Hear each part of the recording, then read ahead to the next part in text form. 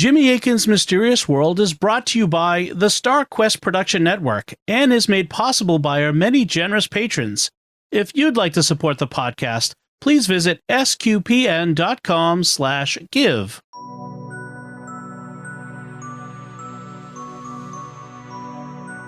You're listening to episode 394 of Jimmy Akin's Mysterious World, where we look at mysteries from the twin perspectives of faith and reason. I'm Dom Bettinelli, and I'm joined today by Jimmy Akin. Hey, Jimmy. Howdy, Dom.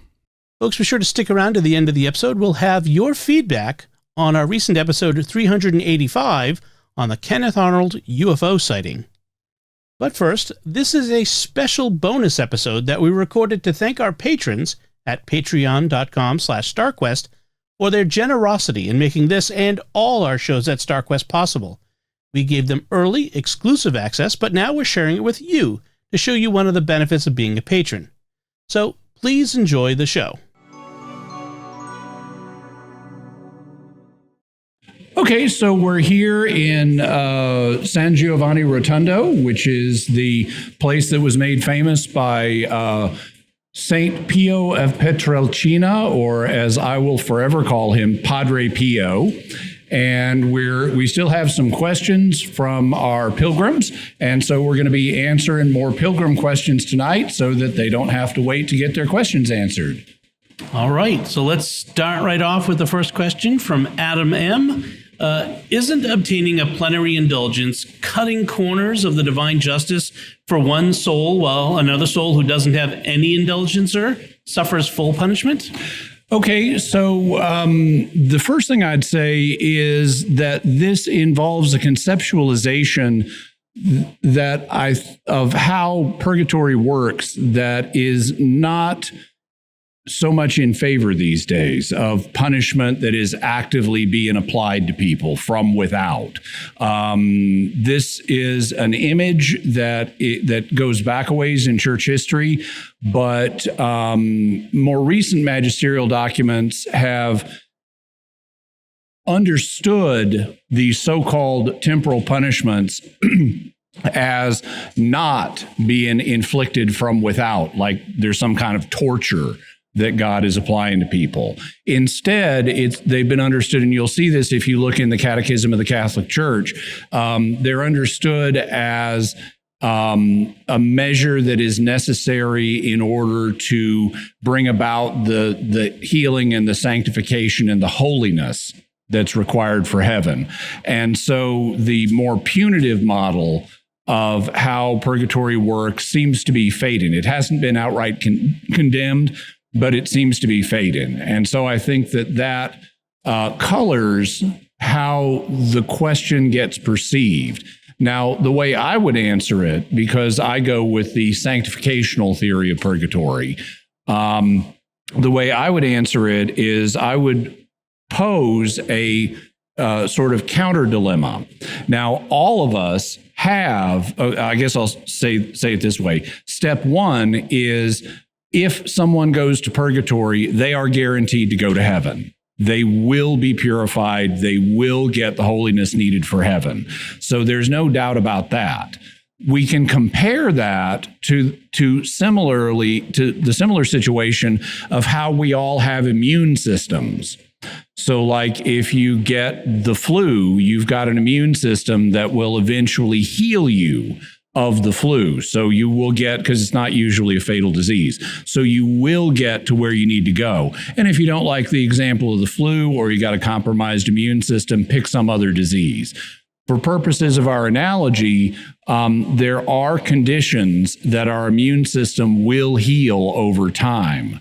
And so that's analogous to a person going to purgatory and not have anyone to pray for them or not have anyone to get an indulgence for them. They will get to heaven. It's just, it'll take them a little bit longer, or it'll be a little bit more of a rougher ride getting there, but they will get there. Okay, so we've established a parallel between going to heaven and getting healed by your own immune system. Now let's modify the second one. Instead of just being healed by your own immune system, you could go to the doctor. and the doctor could help you out, and the doctor could help you get healed quicker. That's analogous to having someone here on earth who's praying for you or attempting to obtain an indulgence for you or things like that. Would we say that by going to the doctor to get healed quicker, that you are circumventing what ought to happen? Who here would want to say that? Yeah, not many people. God's providence for us, God's love for us, includes the ability to help each other out medically.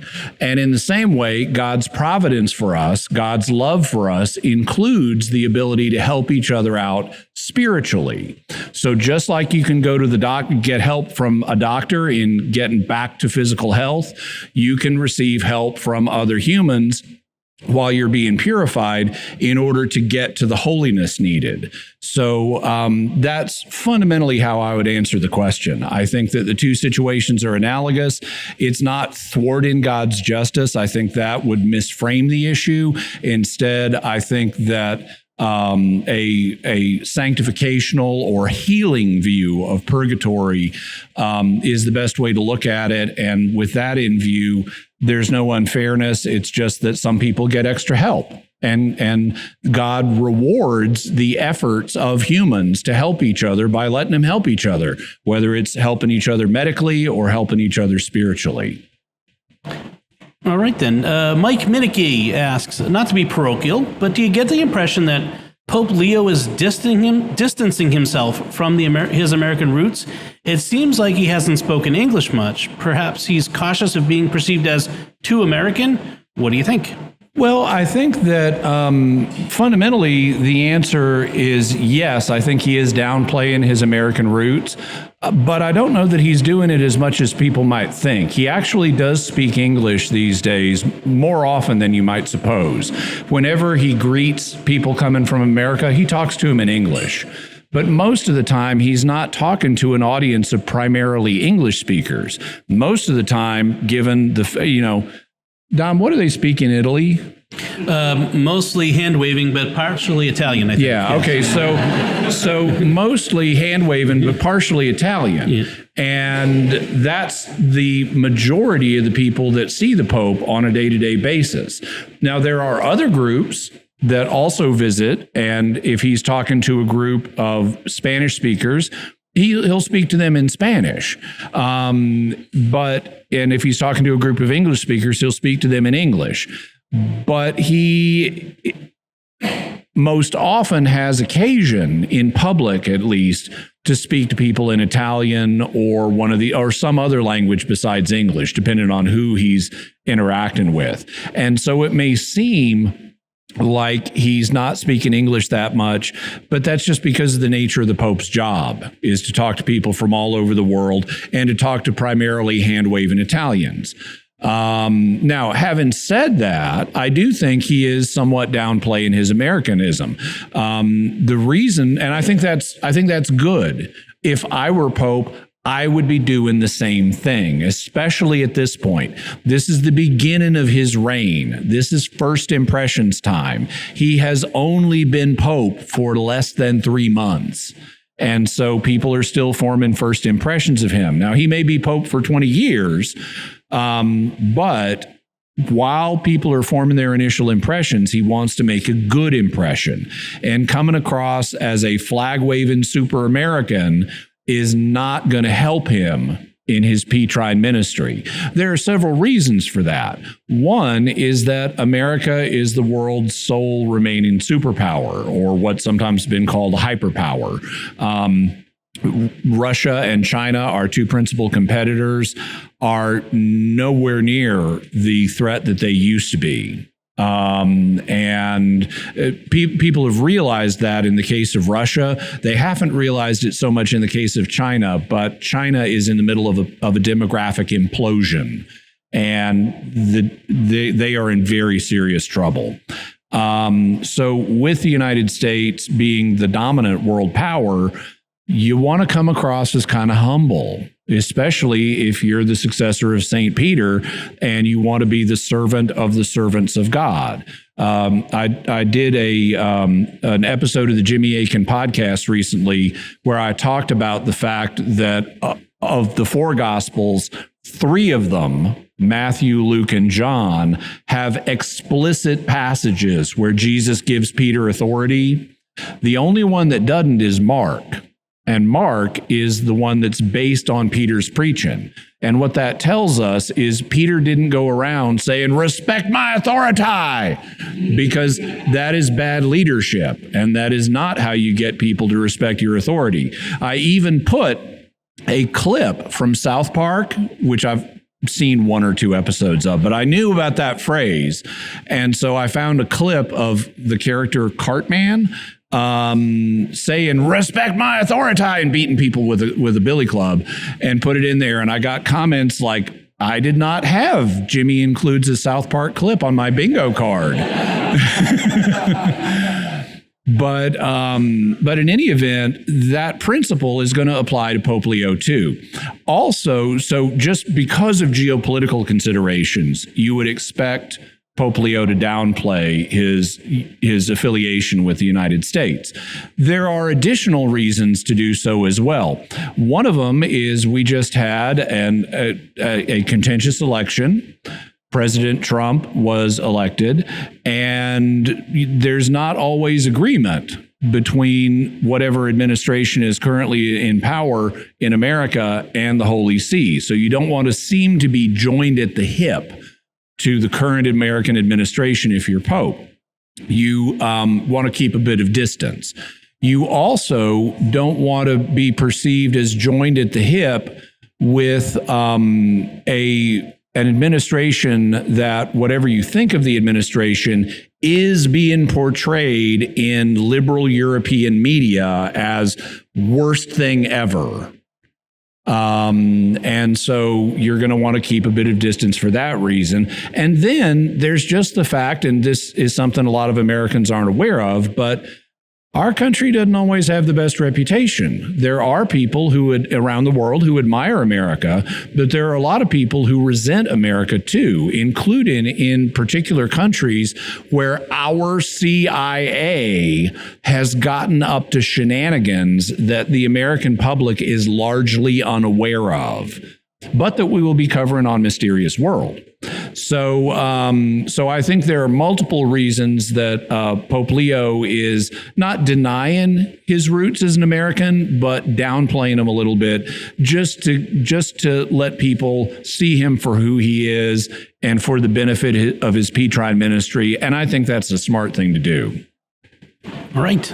Edmund asks, might we have an account of the mysteries of the ancient Salus, Populi, Romani icon of Our Lady, which is above the altar of the Pauline Chapel in St. Mary Major, about which I don't think our guide said much? Okay, so so this is, as the question indicates, this is an icon. It's done in the Byzantine style. It's above the altar in the Pauline Chapel in St. Mary Majors. It's an icon of the Virgin Mary holding baby Jesus. And you hear these stories about it like it was not made by human hands, or it was made by human hands, but they were St. Luke's. Yeah, this is not well supported by the data. Now, the data that we have, if you look at the current image that you will see, it fits the art style of the Middle Ages. It's the current version of it, when you just look at the surface of the icon, looks like it was painted in the 1200s. But that doesn't mean it's the original version, because in the past, and I know our guides, at least one of our guides mentioned this, when they need to do art restoration today, they're not allowed to just paint over what was there previously, because that's creating new art that may not match the original. So they have to try to do the restoration in a different way. Well, that's a modern idea about art conservation.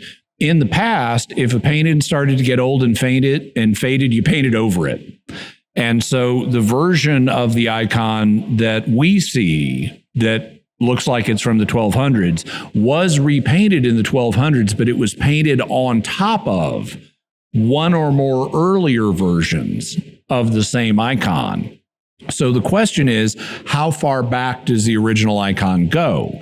And I've seen it stated that it has been confidently dated to between the 400s and the 1200s. Okay, well, in science, they do have error bars around measurements, so I guess those are our error bars. I think we can narrow it down, though. One of the things that will allow us to narrow it down is there is an opinion that's been given by an art historian that it is probably from late antiquity. Late antiquity means from about the 200s to about the 700s.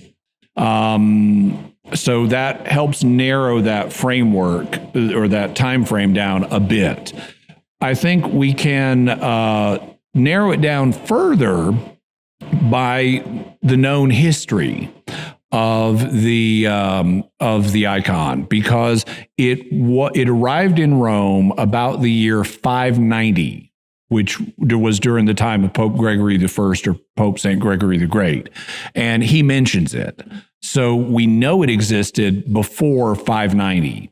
So that's the end of the 6th century. So we can say it definitely existed before the end of the 6th century. How much before that is debatable, but given the confident dating between the 400s and the 1200s, if we drop Pope St. Gregory the Great as a marker, that would give us a window between 400 and 590. So I think it's likely to be 5th century, which is the 400s, or 6th century, which is the 500s. It is unlikely to be painted by St. Luke back in the 1st century. Among the reasons for that is Mary is a Jew, and Jews did not sit for portraits, because as part of their religion, you were not supposed to depict a human being. And consequently, it would be considered irreverent and anachronistic for a Jew of the 1st century to have her portrait painted. This is more an idea that would have been popular later. Hey, let's have a picture of the Virgin Mary. This is not something that would have felt natural or comfortable for Mary to do. Also, it can't be a picture from real life because she's holding the baby Jesus. And I don't know anybody who would have wanted to paint Mary in Palestine when Jesus was like 1 or 2 years old. So I think this is certainly a later icon, and it most probably, with some error bars, dates from the 400s or 500s, in my opinion. And I hope that helps. All right. Our next question comes from Nelson, who asks, what does blood of the new covenant mean? Mm-hmm. How is that different from baptism being a sign of the new covenant? Okay, so let's make a comparison here. Baptism is described by St. Paul as the circumcision of Christ in Colossians chapter 2. So after the covenant is formed, whether it's after the Jewish covenant is formed, the way you become a Jew is by being circumcised. Women are a special case. But and similarly, the way you join the Christian covenant after the Christian covenant has been instituted is by being baptized. So circumcision and baptism are both initiation rituals into the covenant for individuals, but they presuppose the covenant already exists. There's another ceremony that involves the institution of the covenant. And in the case of the Mosaic covenant, we read about it in Exodus chapter 24. And I'll read part of that passage. When Jesus says, "This is my blood of the new covenant," he's fusing together two passages from the Old Testament. One of them is Exodus 24. In that passage, we read, "And Moses wrote all the words of Yahweh, and he rose early in the morning, and he built an altar at the base of the mountain and set up 12 memorial stones for the 12 tribes of Israel. And he sent young men from the Israelites, and they offered burnt offerings, and they sacrificed sacrifices as fellowship offerings to Yahweh using bulls. And Moses took half of the blood," so this is from the offerings they've just made, he took half of the blood and put it in bowls, and half of the blood he sprinkled on the altar. And he took the scroll of the covenant and read it in the hearing of the people, and they said, all that Yahweh has spoken, we will do, and we will listen. And Moses took the blood and sprinkled it on the people. And he said, look, the blood of the covenant that Yahweh has made with you with all these words. So God had made a covenant, and to ratify that covenant, they made some sacrifices. And Moses took some of the blood from those sacrifices and sprinkled it on the people. He applied the blood to the people to institute the covenant between them and God. Okay, that's the first passage Jesus is referring to. That's where the phrase, the blood of the covenant, comes from. It's what Moses did with the Israelites. But where does the word new come from? This, because he said, this is my blood of the new covenant. That comes from Jeremiah 31. In Jeremiah 31, the prophet says, look, the days are coming, declares Yahweh, and I will make a new covenant with the house of Israel and with the house of Judah, not like the covenant that I made with their ancestors on the day of my grasping them by the hand, bringing them out of the land of Egypt, my covenant that they themselves broke, though I myself was a master over them, declares Yahweh.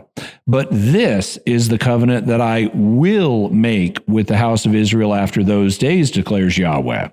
I will put my law in their inward parts, and on their hearts I will write it, and I will be to them God, and they will be to me a people. So according to Jeremiah, God is going to make a new covenant that, unlike the previous covenant, is transformative, that will enable people to be more faithful to God.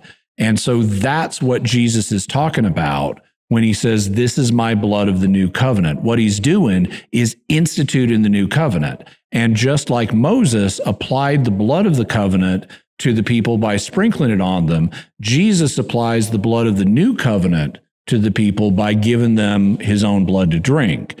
So we have parallel, they're different ceremonies, but we have parallel ceremonies, and that explains what he means when he says, this is my blood of the new covenant. He's instituting the new covenant promised by Jeremiah that will be better than the blood of the covenant and the covenant performed by Moses. All right.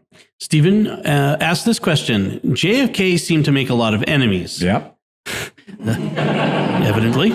The fact that he was Catholic and the President of the United States made him the target of ire. What are the possible motives for his assassination? Well, there are a bunch. Now, Stephen mentions anti-Catholicism, and I can't say that could have played a role in JFK's assassination, but I don't think it was the dominant consideration. There have been others proposed. The reason I say that is whether you think Lee Harvey Oswald or someone else killed President Kennedy, anti-Catholicism doesn't seem to really be a big motive. Lee Harvey Oswald doesn't appear to have been anti-Catholic, and if it was someone else, we don't have any evidence that they were anti-Catholic. If it was Lee Harvey Oswald acting alone, then presumably it was because he thought that President Kennedy had done something bad with respect to the communist world, or would do something bad with respect to the communist world, because at least during phases of his life, he identified publicly as a communist. Now, there's a question about, was he sincere or not, or was he just performing a role as an intelligence asset? That's a different question, which we'll cover on Mysterious World. But if the standard story is true, his pro-communist sentiments would have been the likely motive. On the other hand, if it was someone other than Lee Harvey Oswald, there are a number of possibilities. One group that really hated Kennedy after 1961 was the American Cuban community. because there had been an operation planned to liberate Cuba, known as beginning with an invasion at a place in Cuba called the Bay of Pigs. And this plan had begun under President Eisenhower, but it wasn't ready to go before he left office. And so the CIA came to President Kennedy and said, we've got this plan to liberate Cuba using Cuban exiles. So they're going to do the work. We're not going to have our hands involved. We've trained them. We've helped them logistically, but they're going to have to do the work. But it's okay. Little noise off camera. In any event, they're going to do the work and our military won't have to get involved. That's how they sold it to President Kennedy. Now, what they really expected was that the Cubans would not be able to pull it off by themselves, and the American military would have to get involved, sending the Air Force over Cuba to give the Cuban rebels cover and so forth. But Kennedy said, I'm not going to do that. If this is going to work, it's going to have to be the rebels that do it. And so the CIA said, okay, that's great. And they expected that once the battle was engaged, that the rebels would fail and they would need air support from America and Kennedy would change his mind. Well, he didn't. And so there were lots of Cuban rebels that got slaughtered at the Bay of Pigs. And that caused the American Cuban community to really not like Kennedy, at least large segments of it. And so that could have been one motive. You know who else was really mad about the Bay of Pigs? The CIA, whose plan it was. And so it's been proposed that it could have been former CIA agents like Howard Hunt, who later went on to play a role in Watergate, that were very mad about the Bay of Pigs and may have worked in conjunction with Cubans to pull off the assassination. So they both had a motive connected to the Bay of Pigs. In addition, JFK's brother, Robert, had been appointed the Attorney General of the United States, and he was going after the mafia. And the mafia didn't like being gone after. And so it's been proposed that they may have decided to try to end the problem, not by killing Robert F. Kennedy, because if you do that, you leave his brother, the president, in power, the one that's got the real power, who's going to want vengeance. So instead, you take out the higher brother who's got all the authority, and maybe you can neutralize the lower brother. At least that's a proposal. I've also seen other motives speculated upon, like President Kennedy was going to do something that would upset the Federal Reserve with the American monetary system. I think that's less likely a motive for assassination. Also, it's been proposed that, and he was planning on pulling out of Vietnam, and it's been proposed that factors that wanted us in the war in Vietnam might have wanted to do him in, and that could have been a motive. And it's been proposed he was keeping aliens. He was going to blow the lid on aliens. And so there are bunches of proposed motives, but those are some of them. Well, I'd take the last one because it's, as we all know, it's always aliens. Yeah. All right. Karen asks, I've often been unsatisfied with different opinions regarding lying. In a previous episode, you briefly brought up the classic Nazi Jew example and related it to a combat situation, which really intrigued me. Mm-hmm. Can you explain your thoughts regarding lying more fully? Huge fan, enjoying the pilgrimage so far. Thank you. Awesome. Okay. So I've developed my own theory on lying. Now, there are sort of two significant schools of thought on lying already out there. One is what you might call the classical school, and it's supported by individuals such as St. Thomas Aquinas. And he holds that the tongue is, by which he means the faculty of communication, is intrinsically oriented towards telling the truth. And therefore, it's intrinsically immoral to use the tongue to deceive, meaning to use the faculty of communication to deceive. And so he would say it's never acceptable under any circumstances to lie for any reason, including saving human life. A more moderate theory that has gotten some traction recently is that you need to tell people the truth if they have a right to know the truth. But if they don't have a right to know the truth, then you can deceive them. That theory got some support in the initial edition of the Catechism of the Catholic Church. But it was decided maybe we don't want to be subtle in this question, and so they pulled that language. And so if you talk to Catholic moral theologians about this, which I have, they're of the opinion that the Catholic Church does not currently have a settled theology of when lying is or is not okay. It's just bad.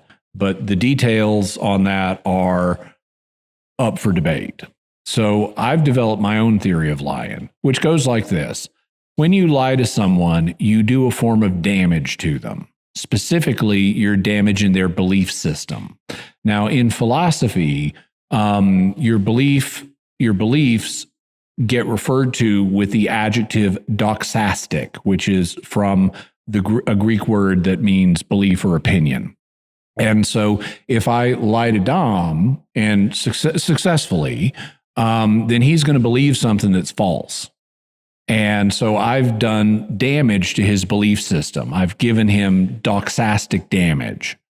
Now, if we conceptualize lying as doing doxastic damage to someone, then we can ask the question, well, could there be situations in which lying is justified? Well, here we've got some parallels because we can do other forms of damage to someone. I could punch Dom. I could shoot Dom. I could stab Dom. You know, I'm not planning on doing any of those things. Just so you know, Melanie. But hypothetically, I mean, if Dom had an aneurysm and went crazy and started attacking Melanie, I could defend Melanie by punching Dom. You know, let's say we'll keep it low level violence. And so I could do damage to Dom in that way in order to save human life. I could, in a more extreme situation, I'll take you out of this. In a more extreme situation, if someone breaks into your home and is threatening your family, you can kill them if that's the only effective way to save your family. It is legitimate to use lethal force to save human life. And that's another form of physical damage. Okay, so under St. Thomas Aquinas' classical theory of lying, if a Nazi comes to your door and says, "Do you have any Jews here?" and you're not allowed to, we're just going to stipulate for this thought experiment, you are not allowed to use mental reservations to get out of this. The Nazi will not fall for them. So you can't do what Corrie ten Boom said and said, "Oh, I've got tons of Jews. Oh, they're up in my attic." Okay, that was deception. She was effectively lying. But even though she was technically telling the truth, but the Nazi is gonna, in this thought experiment, is gonna see through any lie you tell him, or anything but a lie that you tell him. If you try to evade or something like that, it won't work. So, according to Aquinas' view, in order to save the lives of the Jews I've got in my attic, I could kill the Nazi. You know, Aquinas would say killing someone in order to save human life is legitimate. So I could kill the Nazi, but I couldn't lie to him. And that seems profoundly counterintuitive, because it seems like if I can kill someone, then the damage to his belief system of thinking there are no Jews in this house is not going to be worse than his life. So it seems like I ought to do the minimum amount of damage to the person. And so I think in that situation, lying is permitted. I think that we should consider doing damage physically or doing damage doxastically as parallels. So I think if you could do a small amount of damage to solve a problem, whether it's a small amount of physical damage or a small amount of doxastic damage. You want to solve the problem with the smallest amount of damage possible, even if that means saying, yes, honey, that dress looks great on you. So anyway, that's my basic theory of lying. Now, I would note two other things. The first one is when you look at what ecclesiastical figures have actually done in the last 120 years, when push comes to shove, they lie. They do not act like St. Thomas's theory is correct. Pope Francis talked about how back during the dictatorship in Argentina, he lied to save people's lives. Pius X lied to save people's lives. The other day, we walked in front of the monastery. Remember, the guide told us that they hid Jews here. They were lying to save people's lives. So when you actually look at how the church functions in practice, it's willing to lie to save people's lives. So I think that supports my theory over Thomas Aquinas's. The second thing I would say is just because there are situations where I think lying can be justified, that doesn't mean it's justified in all situations. In fact, there are some situations where I think lying is intrinsically wrong. And I have, like, for example, I think it is intrinsically wrong to lie and say, I'm not a Christian. That's made real clear in the New Testament. We are never to deny our Christian faith. We don't have to advertise it, but as it says, if we confess him before men, he will confess us before God. If we deny him before men, he will deny us before God. I think this is parallel to, again, a situation involving physical damage. Just because damage in someone physically is legitimate in principle, that doesn't mean it's always right. In fact, in some situations, physical damage is intrinsically immoral, like killing an innocent person. You can never kill an innocent person under any circumstances, innocent meaning a non-aggressor. So I would put those as parallels. Even though both physical damage and doxastic damage can be legitimate in some circumstances, there are specific circumstances where they do become intrinsically immoral, like not killing a home invader, but killing an innocent, and not lying to save lives with the Nazis, but lying about your Christian faith. So that's a further exploration of my theory of lying. And I'm telling you the truth about it. I feel safer now. Patrick asked this question. Besides the threat to jobs being replaced by AI, I foresee consequential moral judgments being delegated to AI without transparency about its reasoning and the body of knowledge that it is drawing from. Is there any way to stop this sort of removing people from decisions and avoiding responsibility, or is this inevitable? Well, there is a solution, and that's to not use AI to make such ethical decisions, but to regulate the kinds of decisions that AI is allowed to make, and just having a bright line and saying we're not going to let it, for example, decide what kinds of healthcare people are going to get. So that's the way to do it. The question is, will we as a society have the will to impose such rules on AI? Or will we allow, for example, insurance companies to delegate the decision-making to AI as a cover so that they are let off the hook? That's an open question. I don't have a firm answer on that. I'm not optimistic. In fact, and I'll just tell you, I am very... I have a view that this may surprise some of y'all, but my view of medical insurance is that it should almost not exist, because what it does is it builds a bureaucracy that drives up prices and makes healthcare harder to get. I think having health insurance for catastrophic emergencies is good, but for routine medical care, like an ordinary doctor visit, I think it's a disaster. Imagine if we had food insurance, because people need food even more than they need medicine. You know, you only need medicine occasionally, but you need food regularly.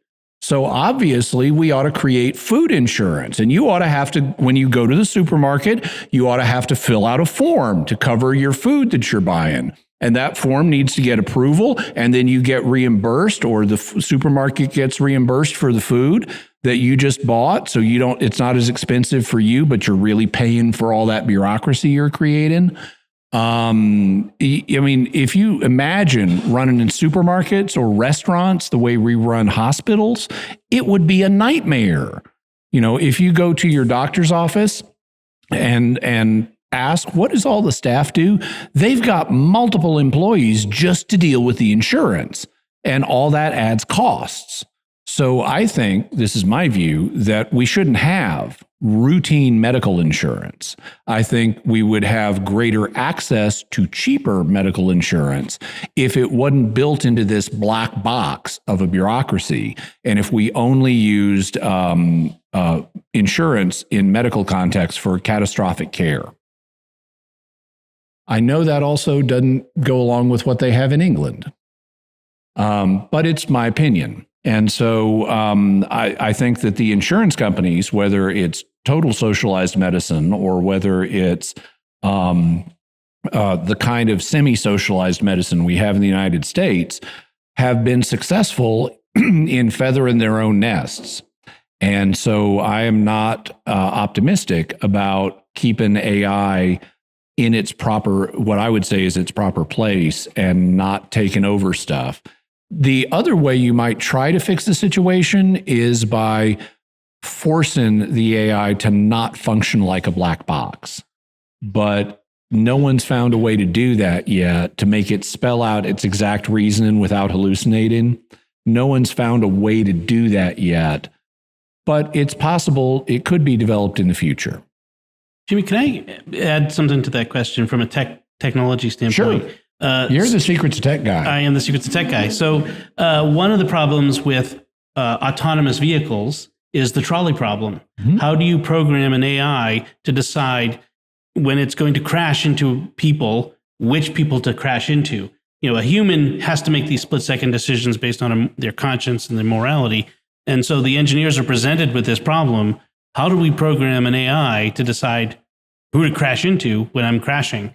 So I don't know. That's not really a question so much as just another part of the problem that we're entering into with AI being into, you know, as becoming a regular part of our life, is how do we program them to deal with these sorts of situations? So to bring it in for Landon, one of the things that Pope Leo has said is he wants to help provide Catholic guidance to dealing with new challenges, including AI specifically.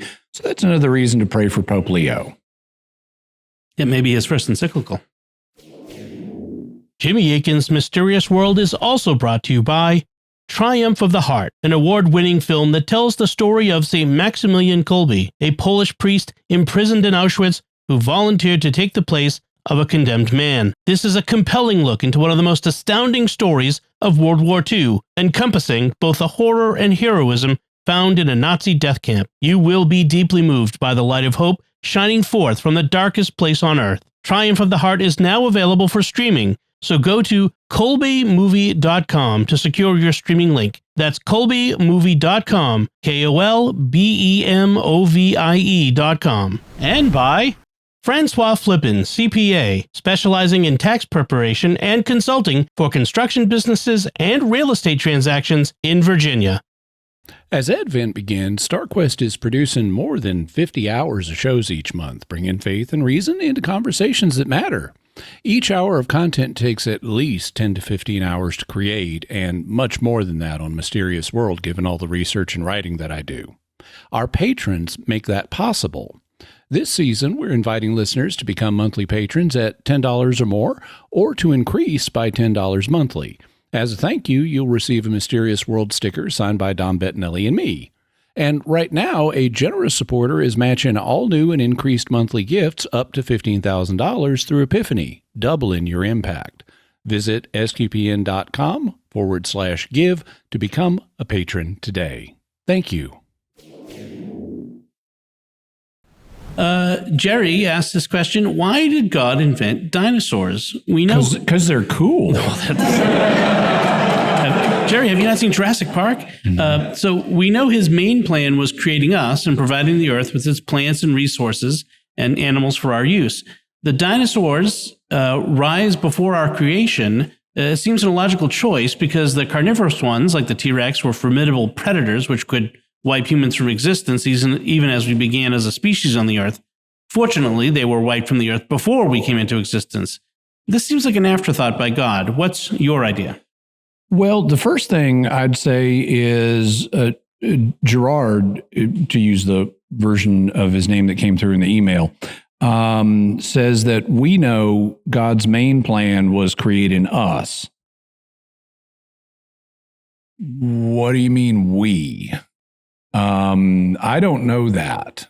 And this is something that, this is just my personal opinion, but I'm a little hesitant to be too humanocentric in describing God's plans. I think we're very important in God's plan. I think we're the greatest of his earthly creatures. I think we're the only one of his earthly creatures that is able to have a relationship with him consciously. I think that we have and we're the only image bearers of God. So I think we are very special, but I don't think, and I'm even happy to say of all the earthly creatures, we're the apex, and God means us to be the apex. But I don't know all of God's purposes. He has purposes for me, he has purposes for Dom, he has purposes for each of you, and he has purposes for humanity, but he's got purposes for every sparrow and every dog and every tree in the forest. He's got purposes for everything. And so I am a little uncomfortable to say his main plan was creating us. I'm open to that formulation. I'm not denying it, but I would just say we shouldn't dismiss the idea that he has other purposes for other creatures. So maybe he has purposes for T-Rexes that are different than his purposes for us, because all creatures reflect different aspects of God's greatness, and T-Rexes reflect God's greatness in a different way than anything that's alive today. So I wouldn't say that creation of T-Rexes or other dinosaurs was something that was irrelevant to God's plan. I would say it's part of God's plan. It's part of how he manifests his greatness as creator. And it's us learning about T-Rexes is also part of that plan to learn about God's greatness as a creator. We can look back and marvel at some of the things that he created before us. Gerard also mentions that they could wipe humans from existence. They couldn't today. I mean, today we would totally kick T-Rex butt. And they wouldn't be able to stop us because they got their dinky little arms. But when our species was beginning, I'll give you, there were only a few thousand humans. Yeah, the T-Rexes could have taken us out, before we had technology, assuming all humans lived in the Western United States, which is where T-Rexes live. But God wasn't planning on having them and us around at the same time. He was planning on having them wiped out before our evolution. And so they died 66 million years before the first human. God knew he was going to have them off the stage before the human act of the play begins. And so I don't see there as being any conflict here. So those are my thoughts. I wouldn't say any of this is an afterthought. I'd say God has one big, huge plan for all of cosmic history, and there aren't afterthoughts in that plan. It's all one big masterpiece. Patrick has another question. Most takes on transhumanism are binary. A live human uploads contents of memory into a computer. Human dies. Computer interacts with all as if it were that human. The obvious conclusion here is that at death, the soul and body have separated, and whatever's coming out of the computer is not under agency of the dead person's soul. It's a mere simulation of them. I'm going to suggest Theseus ship paradox be applied. The live human, call him Murphy, gets an implant that allows an exchange of his thoughts with the computer. Here, the computer gradually acquires Murphy's memory and is learning how Murphy acts in response to sensory inputs in new situations. The human Murphy is constantly teaching the Murphy app. Over time, Murphy's organs begin to fail and are replaced with artificial organs, then limbs, and finally, one by one, the mortal brain cells begin to die, and more of their function is taken over by the Murphy app. The separated mortal parts of Murphy's body have long been discarded. Finally, the last human cell of Murphy's body dies, and no one is sure of the moment that Murphy's soul left Earth, or if the soul has left Earth to be judged. And if the soul has left Earth to be judged, can we identify when that happened? If the soul somehow remains on Earth, and in theory, the Murphy app has possibility of material immortality, does it await the last judgment? Okay, so the way the question is posed, it's really two questions, but there's a fork between the two. In one scenario, Murphy's soul has left Earth. In the other scenario, Murphy's soul has not left Earth. So let's deal with the second one first. Assuming that as the parts, also I should mention what the ship of Theseus is, since Patrick alludes to it. The ship of Theseus is a philosophical problem based on this ancient Greek dude named Theseus. And he's got a ship, but occasionally his ship gets damaged and needs to be repaired. So like they'll pull off a plank and replace it with another plank. And this goes on for some time, and eventually they've pulled off every single part of the ship and replaced it with new material. Is it the same ship? What if they didn't replace stuff because it was getting broken? What if they just did a replacement one piece at a time? Then you've got all the original pieces. You could put it back together again, and you'd have two copies of the ship of Theseus. So anyway, I won't go into it in more detail than that, but that's what the problem is. So we're trying to do the same thing with a human here. We've got a brain pal that is hooked into this Murphy guy, and gradually more and more of his body, including more and more of his brain cells, get replaced with mechanical counterparts. And then you end up with someone who's totally mechanical, no more human parts, no more brain cells, but who has all of Murphy's memories and all of Murphy's behaviors. So that's the entity we're talking about. And we've got this fork here of, did Murphy's soul leave or did it remain? Well, if it remained, then the question is asked, does it await the last judgment? And I would say, yeah. If Murphy's soul is still there and is now attached to this mechanical substructure rather than its original biological substructure, then, okay, Murphy's still here. He's still mechanically alive, but he's going to have to face Judgment Day just like the rest of us.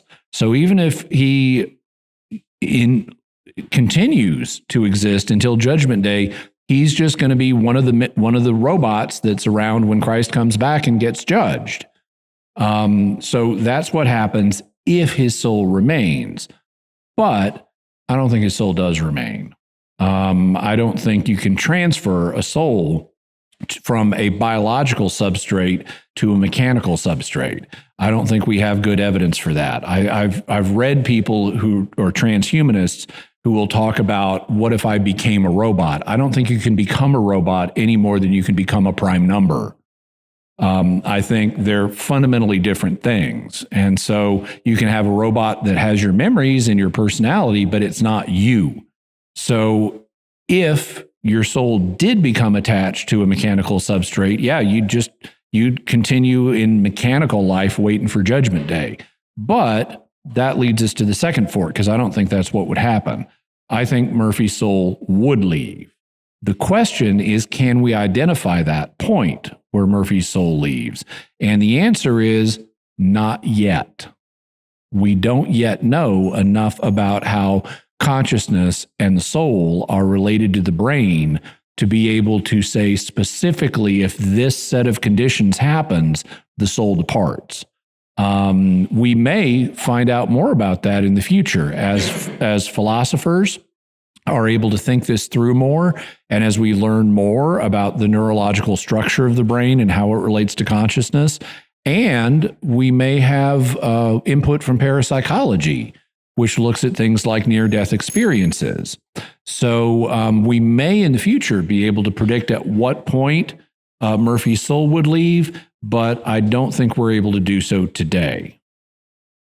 And if you want to hear more about transhumanism, that was mysterious.fm/2. It was the second episode of the show. Yeah, although I'm sure I could do it better today. But we both would. Yeah. Gerard asks another question. Salvation history in the Gentiles. Mm-hmm. Initially, God kept the Jewish people away from any other human tribes, even helping the Jews wipe out whole tribes of people so as not to influence them to worship false gods.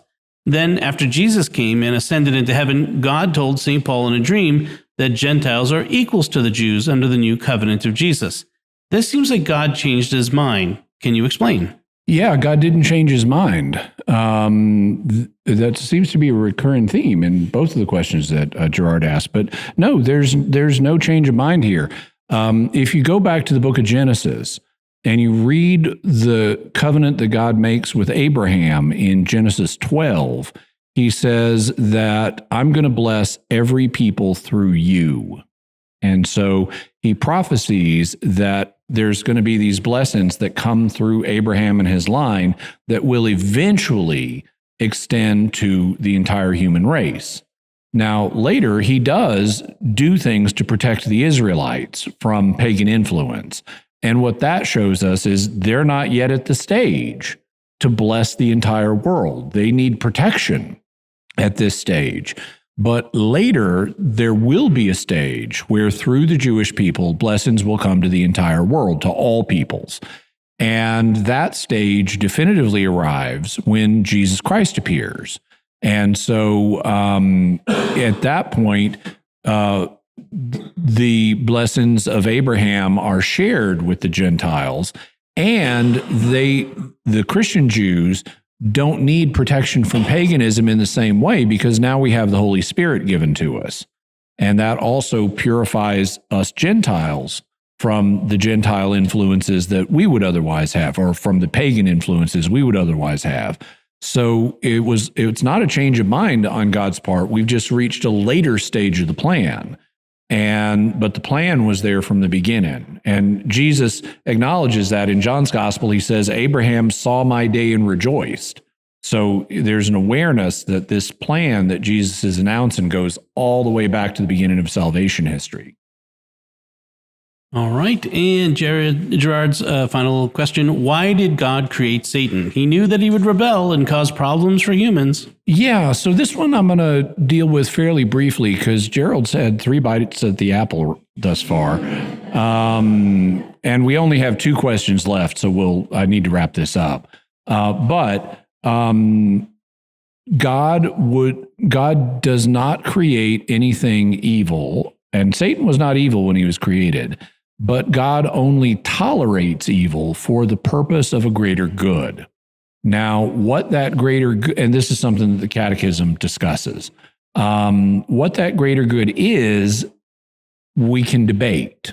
We don't always know in this life what greater good justifies specific evils that God has allowed. Since God allowed Satan to go bad, that means there is some good, or really set of goods, that God is promoting by allowing Satan to go bad. What some of those are, we may be able to figure out by speculating, but others we may not know in this life, which is something the Catechism also mentions. There are things in this area we won't know in this life, but we can expect to know in the next life. Now, what Gerard may have in mind is a kind of counterfactual of, well, if God knew that Satan was going to go bad, why couldn't he just not create Satan? And this is a parallel to a question that I often get asked in another context, which is, if God knew someone was going to go to hell, why couldn't he just refrain from creating that person? Now, I actually did an episode of the Jimmy Akin podcast on that subject. It's episode 5. Unfortunately, I don't have a way to, for the Jimmy Akin podcast, unlike Mysterious World, I don't have a way to link you directly to that episode. But if you go to my YouTube page and you type in Jimmy Akin podcast, why would God create someone who's going to go to hell? It should pop up.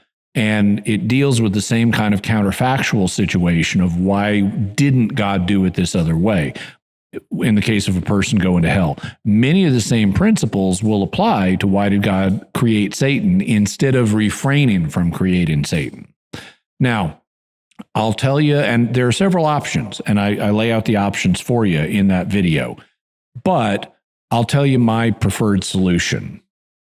My preferred solution is to say that God has the 2 kinds of knowledge that were attributed to him in medieval theology. These are known as the knowledge of, they're called by several different names, but they are known as the knowledge of possibility or pure intellect, and the knowledge of vision. Knowledge of pure intellect is God's ability, even though he doesn't have linear thought the way we do, but effectively, God knows every possible world. He knows everything that's possible. And he also knows everything that's real, because even though he doesn't have eyes like we do, he sees the world. And so, God has those 2 modes of knowledge. Now, if God has those 2 modes of knowledge and not others, then in order to create a being with free will, like Satan or a human being who might choose to go to hell, God doesn't know what that person will do if he creates them, unless he creates them. Because he knows every possible thing that person could do, but he doesn't know what that person will actually choose to do unless he creates that person. Because otherwise, there's no choice being made. If he doesn't create the person, then that person's not making a choice. And if they have free will, they could choose any number of different things. So in order to find out what will this person actually do, he has to create them. And as soon as he creates them, then he sees everything they ever do. So he knows, okay, this person is that I just created, they choose to go to hell. Or this angel that I just created, they choose to lead a rebellion of other angels against me. So God instantly acquires all knowledge about what the person does choose, but only if he chooses to create the person. So what he could not do is say, I know that if I create Satan, he will choose to lead a rebellion. Well, God would know that's a possibility, but another possibility is if I create Satan, he may choose to stay good. And in order to find out whether Satan chooses to lead a rebellion or whether Satan chooses to stay good, Satan has to exist to make that choice. Just like a human being who could choose to go to heaven or could choose to go to hell, but in order to say what the person will choose to do, the person has to exist to make the choice. But check out episode 5 of the Jimmy Akin podcast for more information. All right. Richard asks this question. Next to last question. And then it's dinner. As I've been in Italy for a little while now, I come to wonder if we could really say any one civilization is more advanced than another. Italy uniquely showcases multiple eras next to one another. Was the Roman civilization more advanced than the medieval world that replaced it after its fall? Did the Renaissance create a better world or just a different world? Are things really better today? While materially life appears much better, spiritually and aesthetically it is infinitely poorer. So I think that this question operates on several different axes, but because we have like a question about what's advanced versus less advanced. And we have a question about, is it good or better versus not good or not better? I would say that there are ways to rank civilizations along certain criteria where you can say that one is in a different part of the spectrum than another. For example, let's take, just to establish a baseline, let's look at medical care. Would you rather live in the 21st century or the 12th century BC? Who here would rather live in the 12th century BC? Who here would rather live in the 21st century when it comes to medical care?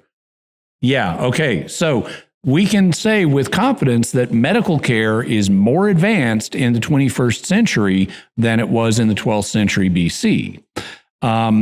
We could even say it more recently. For medical care, I'd rather live in the 21st century than the 16th century. So we've had definite progress on that axis.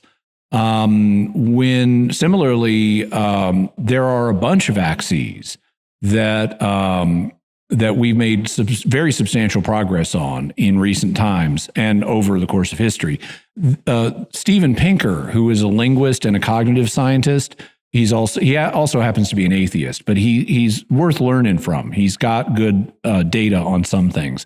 I don't buy this atheism stuff, but he's got good data in a lot of areas. One of his books is called The Better Angels of Our Nature.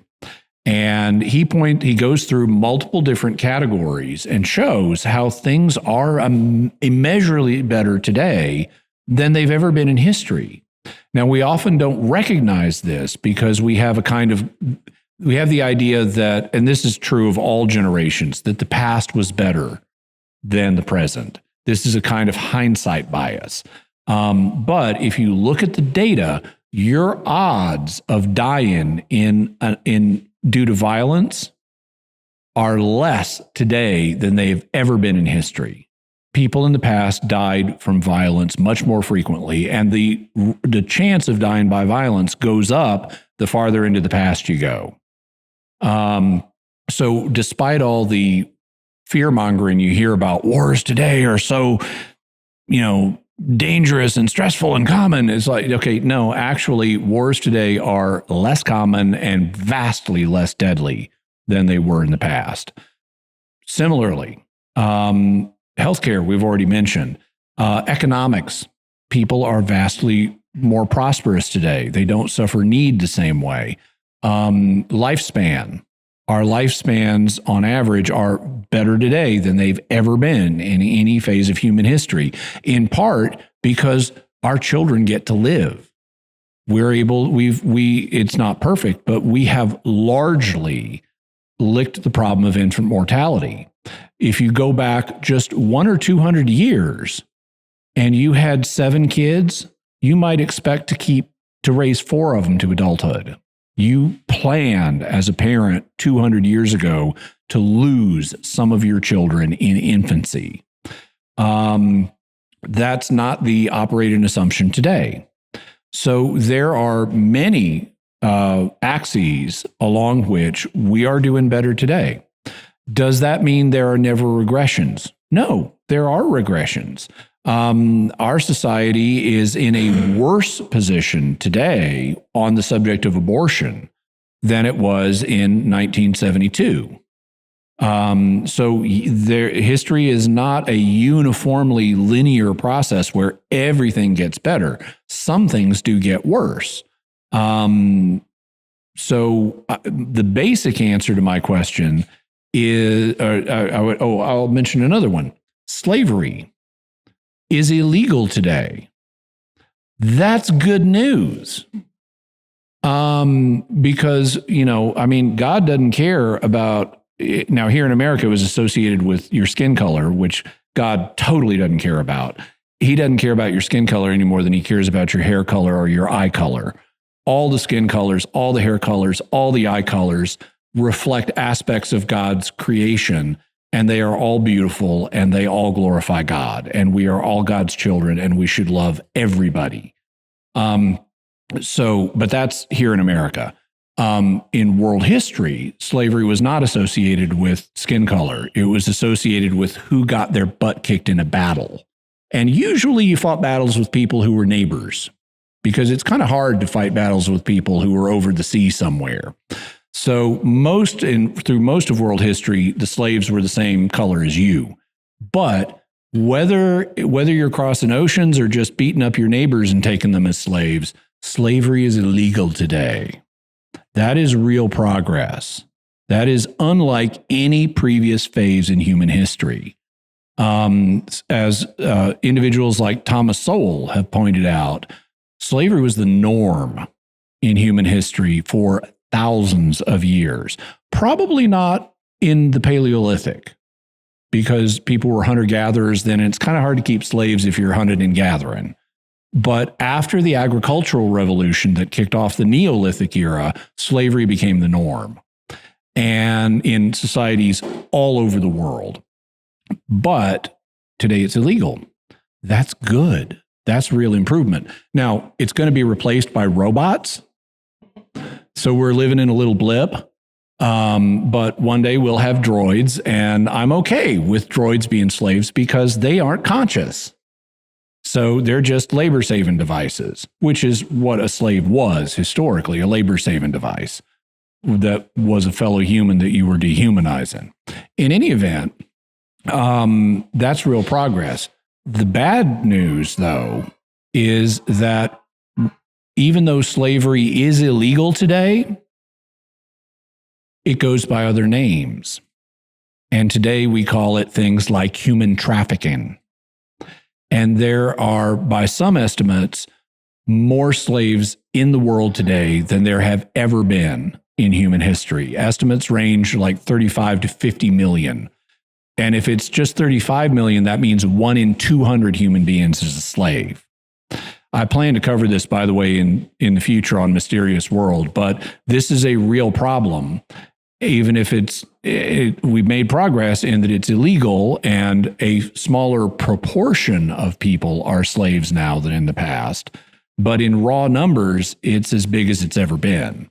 And so this is something I encourage everybody to work for the elimination of. I don't normally talk politics, but liberating people from captive servitude, whether it's debt captivity or marital captivity or other forms of forced labor, is something that I think transcends politics. So I encourage everybody to learn more about modern slavery and how it can be ended. All right. And the last question, which we'll try to do as quickly as possible because dinner's coming up. Joshua asks, along this pilgrimage, my wife and sister-in-law have seen several of these symbols shown below, and I'll describe it, that are a pyramid with an eye in the middle. We saw it in the Capuchin ossuary and in a couple pieces of artwork in various basilicas. In the limited research we've done, we see that it is called the Eye of Providence. Yep. The symbol is on our currency in the U.S., and it is sometimes linked with the Illuminati. So how does it relate to Christianity and its history? Okay, so the symbol is known as the Eye of Providence. It's also sometimes called the all-seeing Eye of Providence or the all-seeing Eye of God. There have been, now humans, unlike dogs, are primarily visual creatures. We get most of our information through our eyes. And so having an eye for a human makes a natural symbol of knowledge. If we were like dogs and we got most of our information through the sense of smell, then we probably wouldn't be using all-seeing eyes. We'd probably have the all-seeing nose of God. But since we're humans, it's the all-seeing eye, and it is commonly represented. Now, there have been other versions of this in other cultures. Like in Egypt, you'll see the Eye of Horus, Horus being one of their gods. And it was natural for them to depict Horus having a special eye that could see all things, the same way it's natural for us, worshiping an omniscient God, to depict God's eyes, which we also see reflected in Scripture. If you look, for example, in the book of Revelation, Jesus is depicted as a lamb that has 7 eyes, and 7 is a number of completeness. So it's like this is a way of saying Jesus knows everything. He's omniscient. Okay, So in a Christian context, God's omniscience began to be symbolized by a single eye inside of a triangle. Triangles have technically they have three angles. That's why we call them triangles. But they also have three sides. Dom, does anything else in Christianity have a prominent association with the number 3, even though it's just like one thing, one shape? I will not fail this. The Trinity. Yeah. So that's the origin of this symbol in a Christian context. The triangle symbolizes the Trinity, and the eye symbolizes the knowledge of God, or providence. When people say providence, it's a substitute for saying God. So it's like when Matthew says the kingdom of heaven. Heaven is a substitute for God because God lives in heaven. Providence is a substitute for God because God provides for his creatures. In any event, that's where it comes from in a Christian context. The same symbol has also been picked up in Freemasonry. Freemasons also worship God. They call him the grand architect of the universe, for example. They aren't specifically Trinitarians, but they did pick up the triangle and eye symbol and incorporate it after they got rolling. They claim to have gone back to Solomon and his temple. Not really. They only go back a few centuries. But they picked it up too because they wanted to communicate the idea of God's omniscience. And yes, it is on the back of the Great Seal of the United States, where it's depicted on top of a pyramid, because if you take a triangle and you make it three-dimensional, you get a pyramid. But that's a brief history of the Eye of Providence and how it came to be used in these different cultures. And with that, I thank you all very much for coming, and let's eat.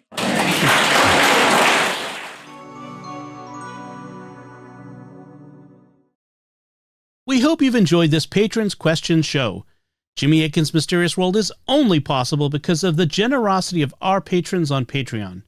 If you'd like to support Jimmy Akin's Mysterious World and have your questions answered on future shows for patrons, please go to sqpn.com/give. And again, you can find links to Jimmy's resources from our discussion on our show notes at mysterious.fm/394. And now we turn to our mysterious feedback from our feedback coordinator, Rob Leonardi, and this feedback comes from our recent episode number 385 on the Kenneth Arnold UFO sighting. Our first feedback comes from Jendo9436 on YouTube, who writes, I'm liking the idea of going back to older videos and providing updates on them. There's been quite a few times recently where I hear news or updates about something and I go, oh, Jimmy had talked about this in his earlier episodes. And the graphics and editing are looking very solid. Glad y'all have been able to incorporate more of that into the show, especially when trying to describe something like Kenneth's drawings and sketches, since it can be difficult to visualize something one doesn't have a prior reference for. Keep up the good work. Well, thank you very much, Jendo, and we will be revisiting additional episodes in the future. I'm looking at particularly episodes where there is something substantial to update, because I like to always include new information rather than just redo something. And we are, providing video versions of these episodes that initially were audio only. So that's another part of the value-added proposition I'm trying to work into the show. The next feedback comes from Sir Cadsalot, also on YouTube, who writes, I'm not really sure what's most plausible on this one. I can think of some more conventional explanations, advanced aircraft for the time like the Northrop YB-35 or YB-49, which would also be tailless flying wing style aircraft, for example. But they could not go near as fast as was reported here. I could imagine other things, like some large reflector making the appearance of something flying by reflecting sunlight on the ground, which would explain the erratic flight behavior. But it sounds like he unambiguously saw the craft in the sky over the ground, so that wouldn't fit, and setting that up would be almost be getting into exotic territory. Has anyone done any uncertainty analysis on what the error bars on the speed would be based on the uncertainty in his position and the distance from the craft to the landmarks. If the craft were actually passing by the foothills of Mount St. Helens and the foothills near Gilbert Peak, that could get the distance down to 30 to 40 kilometers and the speed down closer to a conventional aircraft range. So someone may well have done such calculations. I haven't seen them, but I would recommend that you get the book 3 Minutes in June by Dr. Bruce Maccabee. Bruce Maccabee is an optical physicist, so he is very aware of and focused on the details of the sighting, what Kenneth Arnold would have seen, and the associated calculations. So if there's anywheres that would address that kind of thing directly, I would check out Bruce Maccabee's book, 3 Minutes in June. And then the next feedback comes from Kelly Brendan on Facebook, who writes, "Great episode, very well done, but one small nitpick. At the end of the episode, you stated the widely mentioned idea that the 1947-48 UFO flap could have been related to the atomic bomb detonations of 1945. Well, there are more than a few problems with that idea. First is that, as you said, nuclear explosions are visible at a distance, but that distance isn't interstellar. In fact, it isn't even interplanetary. Assuming a hypothetical observer on Mars was looking at Earth at exactly the right time to see the Trinity Site test, and using instruments as good as the ones we have today, it's unlikely that they would detect the bomb going off, and if they did, it would probably be written off as an instrumentation problem or random cosmic ray hit. Atomic bombs are powerful, but space is big. You just won't believe how vastly, hugely, mind-bogglingly big it is. For an alien to notice one of our early atomic tests, they would have had to have already been in or very near the Earth-Moon system. Secondly, information only travels at the speed of light. Let's assume that a little green alien astronomer was on Alpha Centauri, and that he or she had a super magic telescope that could detect a nuclear blast on Earth from that far away. Knowing the date of the Trinity test and the distance to Alpha Centauri, the radiation from the blast wouldn't reach said alien until, if I did the math right, about December 9th, 1949. That would make it very difficult for them to dispatch starships even faster than light starships and have them arrive on Earth in 1947. So I think it's safe to say that whatever caused the increased number of UFO sightings in the late 1940s, an alien having noticed our nuclear bombs was not one of them. Thanks very much. Great episode.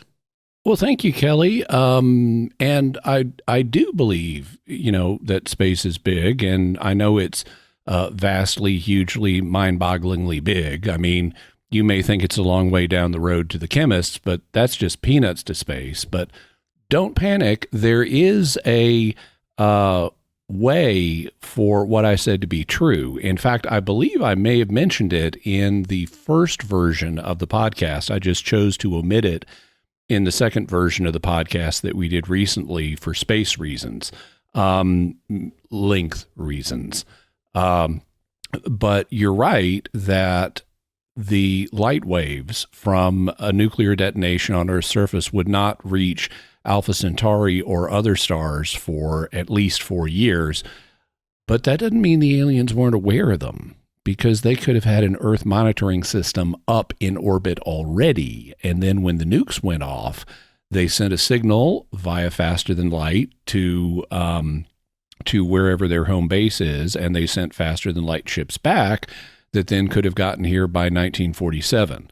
It is possible to observe nuclear detonations from orbit. In fact, there was an event that I may talk about in a future episode in 1979 known as the Vela incident, which was detected by satellites from orbit and is widely believed to have been a covert nuclear weapons surface test by Israel and South Africa jointly. But it's a mysterious incident of apparently involving a nuclear detonation that was detected from orbit. So if aliens had satellites or other probes here in the solar system, they may have detected the nuke flashes starting with the initial Trinity test. And then that they could have relayed that, as I said, and that could have triggered the 1947 UFO flap. In fact, there is some recent evidence that I'm sure I'll talk about in a future episode that some astronomers have been looking at that could suggest there were alien satellites in orbit prior to this time frame, because astronomers have been looking at old plates of the night sky from before the first Sputnik satellite in the 1950s, and have uncovered multiple transient objects that behave in the way satellites do, even though there were no human satellites in orbit at the time. So that's something we can talk about in the future. Excellent.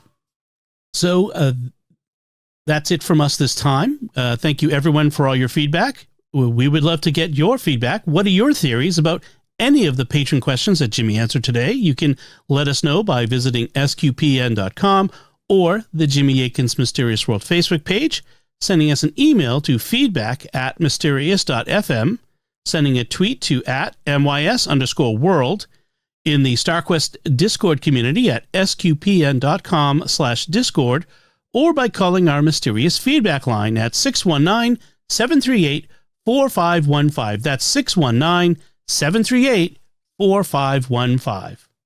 And I want to say a special word of thanks to Oasis Studio 7 for the video and animation work in this episode. Check it out by coming to my YouTube channel, youtube.com/Jimmy Akin.